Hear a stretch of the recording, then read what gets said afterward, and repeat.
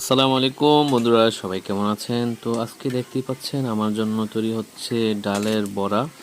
তো এটা অনেকে পেঁয়াজু বলে, তবে পেঁয়াজুটা একটু আলাদা হয় আর ডালের বড়াটা একটু অন্যরকম হয়। এটা সম্পূর্ণ ডাল, এখানে কোনো সবজি টবজি মেশানো হয়নি, একদম সম্পূর্ণ পুরোটাই ডাল।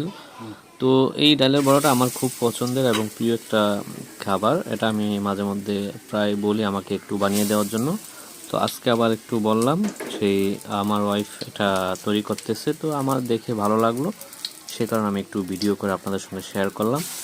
আর আমার এই পেজে, যেহেতু এই চ্যানেলে আমি দৈনিক আমার ফ্যামিলিগত বিভিন্ন বিষয় নিয়ে দৈনিক একটা না একটা কোনো বিষয় শেয়ার করি, তো সবাই আশা করি যাদের আমার ভিডিওগুলো ভালো লাগে অবশ্যই আপনারা চ্যানেলে সাবস্ক্রাইব করে অবশ্যই সঙ্গে থাকবেন এবং আমার ভিডিওগুলো দেখবেন এবং আমাকে সাপোর্ট করবেন।